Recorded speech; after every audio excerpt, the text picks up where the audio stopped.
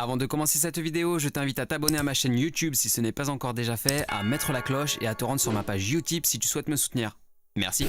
Waouh, il y a bientôt un an, j'ai sorti une vidéo unboxing et test de ce microphone, le Neewer W700, et j'étais loin de me douter que ce serait la meilleure vidéo de ma chaîne. Je reçois des commentaires presque tous les jours auxquels je m'efforce de répondre, et du coup je fais cette vidéo pour répondre aux questions les plus fréquentes, ou les questions qui nécessitent une réponse un peu plus approfondie, voire des tests. Reste jusqu'à la fin pour découvrir la question qu'on m'a le plus posée. Alors Neewer recommande cette petite carte son à acheter à part du microphone. Il s'agit d'une petite carte son en USB pour délivrer du 48 volts. Le 48 volts, c'est une alimentation fantôme qui permet d'alimenter le micro. Tout bon microphone à condensateur de studio nécessite une alimentation fantôme. Du coup, on me demande souvent si elle permet d'améliorer la qualité. Ça dépend ce que tu appelles qualité. Pour améliorer la qualité, je te recommande de changer de microphone. J'ai fait d'autres vidéos sur ma chaîne où je teste des micros, comme ça t'as un large choix. Je te mets la fiche juste là de ma playlist où je teste du matos justement. Une autre alternative pour améliorer la qualité, c'est justement de filtrer tout ça. Donc par exemple, rajouter un EQ, un compresseur, un préampli, etc.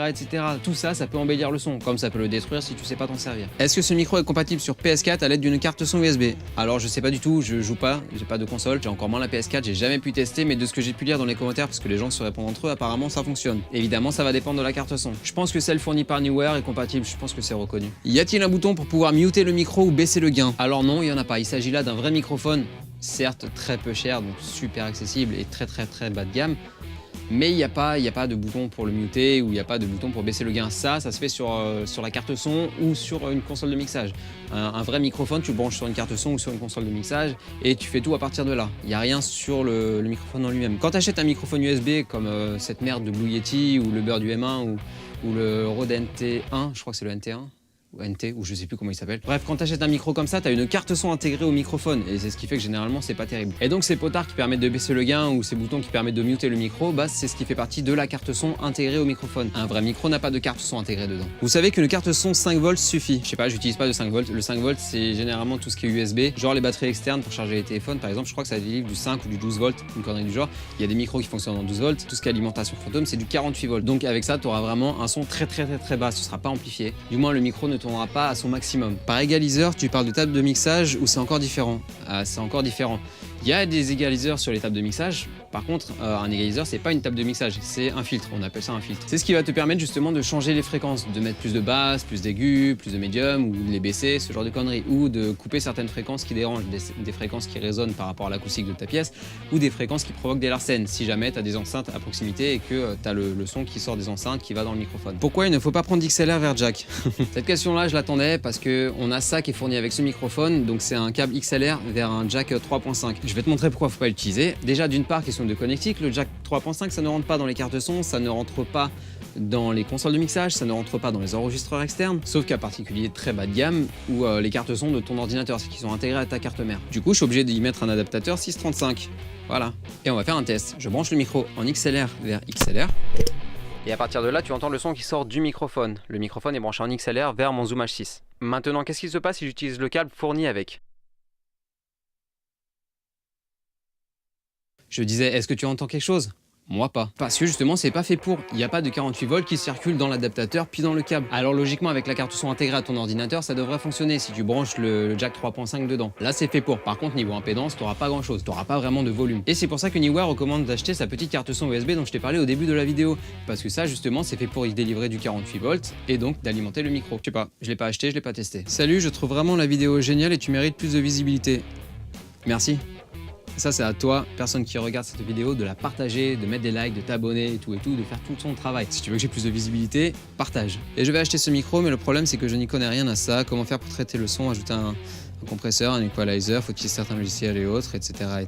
C'est peut-être une question très bête pour toi, mais quand on traite le son, est-ce que cela fait un effet sur Discord ou pas? Donc pour cette question-là, je lui ai répondu un commentaire vraiment très détaillé. Mais en résumé, si tu veux que ça touche à Discord ou à Skype ou n'importe quoi, il faut que tu aies du matos analogique, c'est-à-dire du matos physique, du hardware que tu peux toucher. Ou alors que tu saches refaire le routing de ton ordinateur puis l'envoyer dans Discord. Et ça, moi-même, je sais pas le faire puisque c'est quelque chose que j'ai jamais fait, puisque c'est pas quelque chose dont j'en ai l'utilité. Je m'en bats les couilles. Pour traiter le son, j'ai des vidéos là-dessus. Tu peux aller voir celle-ci, donc 2 astuces pour avoir un bon son sur YouTube où j'explique justement comment utiliser un compresseur et un equalizer pour justement avoir un bon son. Est-ce que je dois acheter un câble en plus ou le jack fonctionne quand même? Tout va dépendre de ton interface audio. Si tu as une carte son comme moi qui recommande du TRS ou de l'XLR, bah, je te conseille d'acheter un câble en plus, hein. Tu achètes un câble XLR et puis tu le branches dessus directement. Et là, tu auras un son vraiment nickel. Enfin, quand je dis nickel, c'est évidemment dans ce que peut supporter ce microphone. Sinon, en toute logique, comme je l'ai déjà dit, le câble fourni par Neewer, le XLR vers jack 3.5, tu peux l'utiliser, tu le branches à la carte son intégrée à ta carte mère et là, ça devrait fonctionner normalement. Mais t'attends pas à avoir un volume de ouf. Il est bien, mais il capte trop les bruits du clavier, il n'y a pas moyen de les enlever. Il n'y a pas de remède miracle pour enlever les bruits d'un clavier. Dans ce cas-là, tu n'utilises pas ton clavier pendant que tu as ton microphone. Si tu enregistres, tu essaies d'avoir le calme possible autour de toi. Après, tu peux aussi choisir d'acheter un microphone à directivité supercardioïde. Le supercardioïde, ça va capter que ce qu'il y a en face du micro. Ce sont notamment les microphones qu'on utilise en audiovisuel quand on doit percher quelqu'un pour avoir un son correct et pas avoir tout le boucan qui se passe autour. Par exemple, quand tu es dehors, pour pas avoir le bruit de la rue. C'est un microphone comme ça, par exemple. Ici, c'est le Rode NTG2. Grosso merdo, ça va capter le son qui se trouve juste devant. Ici, je crois que c'est un angle de 30 degrés à peu près. Ça va capter le son qui arrive que de devant la capsule, ce qui fait que tout ce qui est là sur les côtés, ce sont des angles morts. Dans ce cas-là, ce que tu fais, bah, tu mets ton clavier ici dans l'angle mort, tu tapotes et évidemment si tu as un clavier mécanique, mais si tu as un clavier assez silencieux, bah, ça devrait passer sans problème. J'ai une question, quand je parle ça grésille, peux-tu m'aider s'il te plaît, merci. Le grésillement c'est quelque chose à part, je vais faire une vidéo là-dessus, alors je te conseille de t'abonner si tu veux savoir pourquoi ça grésille. Il y a plusieurs types de grésillement et il faut savoir identifier si c'est de la saturation, si c'est du grésillement dû à la connectique, si c'est un problème de masse, si c'est une lampe qui est à côté, si c'est une interférence, n'importe quoi. Il y a énormément de choses qui font qu'un micro peut grésiller. En général, les gens utilisent ce terme parce qu'ils savent pas vraiment identifier la source et moi je vais t'apprendre tout ça au travers d'une prochaine vidéo. Salut, est-ce qu'il est possible d'avoir un bon enregistrement avec ce micro ou autre en le branchant directement sur un PC? En fait, ça va dépendre de quel type d'enregistrement tu souhaites avoir. Si tu veux faire des démos avec ça, ça peut passer. Si tu cherches une qualité professionnelle, je te conseille d'aller vers des micros qui coûtent 300, 500, 1200, 10 000 euros. Ça va dépendre aussi de ta carte son, ça va dépendre de tes compétences en mixage, ça va dépendre d'un tas de paramètres. Donc oui, tu peux avoir une bonne qualité avec ce microphone. Après, ça dépend comment tu sais t'en servir. Pour ça, il y a des tutoriels sur ma chaîne, alors je te conseille de t'abonner. Une carte son à me conseiller pour ce micro? En général, je conseille celle que j'utilise, la Focusrite Scarlett 6i6. Elle est assez abordable, elle est assez accessible et elle est vraiment très pratique. Après, si t'as pas trop de budget, tu peux descendre en gamme, comme par exemple utiliser la 2i4 ou la 2i2. Ou même une vieille petite M-Audio, ça fait largement l'affaire. J'ai envie d'acheter le NW800 avec l'alimentation fantôme. Est-ce que la qualité sera la même ou pas? Elle sera pareille. Le NW800 et le NW700, pour moi, c'est la même chose, c'est juste le design qui change. Donc si visuellement tu préfères le NW800, fonce, achète-le. Julien, t'as tellement de vidéos que je retrouve pas une de tes chansons perso avec un clip dans les bois. Au lieu de partager la chanson, j'ai partagé ton YouTube sur Facebook. Est-ce que tu peux me dire le titre de cette chanson? Ok, alors j'ai deux clips qui se passent dans les bois. Il y en a un, c'est pour la chanson Here and Alone. Et l'autre, c'est pour la chanson Go Ahead. Je te mets les liens dans la fiche. Est-ce que pour le chant, c'est bien? Bah écoute, on va le savoir tout de suite. Company, always on the run. Destiny, oh, it's a rising sun.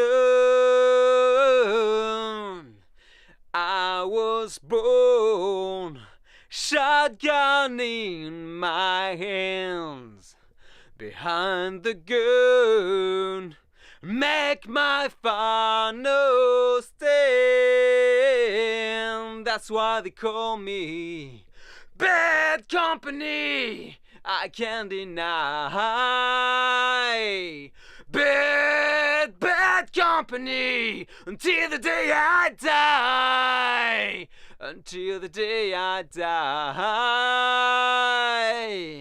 À toi de te faire ton propre avis maintenant. D'ailleurs, je suis pas sûr des paroles. Faudrait que je réécoute la chanson. Tu mériterais plus de vues. Bah comme j'ai dit tout à l'heure, faut partager les vidéos. Salut, je galère vraiment à le faire marcher car je l'ai branché mais ça marche pas, tu peux m'aider. T'as vérifié que t'as tout bien branché, que t'as l'alimentation fantôme d'activer, que ta carte son est activée? Franchement, je suis pas le support de Neewer, hein. Si t'as un souci, appelle-les. Pas mal ta petite plaque d'immatriculation. Ah, c'est là? C'est celle que j'ai fait faire pour mon clip chez City IP. Je te mets le lien là dans la fiche s'il reste encore assez de place. Je crois qu'on peut mettre 5 liens dans la fiche. Tu vas voir, le bras va vite te faire chier. Je l'ai en blanc, il se fatigue vite. Celui-là là, bah ça va faire un an que je l'ai. Pour l'instant, j'ai aucun problème avec, mis à part le fait qu'il fait du bruit. Et enfin, la question qu'on m'a le plus posée, est-ce que tu nous le conseilles? Les gars, je vous fais un test complet. Je vous fais écouter le micro, comment il sonne. Franchement, si vous kiffez, achetez-le. Si vous kiffez pas, l'achetez pas. Faites-vous votre propre avis. Me demandez pas si je le conseille ou pas. Moi, tout ce que j'ai fait, c'est juste acheter un micro parce qu'il me fallait un bras articulé. Je l'ai dit au début de la vidéo, merde. Donc ouais, si en écoutant le son de la vidéo, ça t'a plu, achète-le. Si ça t'a pas plu, va vers un autre micro. tout simplement. Allez, avant de te quitter, j'en profite pour te demander si jamais tu as des questions à me poser, mets-les dans les commentaires parce que j'aimerais bien refaire une vidéo FAQ. Je crois que la dernière, elle date d'il y a... je sais pas, peut-être 3, 4 ou 5 ans, un truc du genre. Et donc ouais, j'aimerais bien refaire une FAQ. Tu peux aussi t'abonner à ma newsletter pour ne rater aucune sortie de mes vidéos. Et moi, je te dis à la prochaine, c'était Sky, hein. Ciao!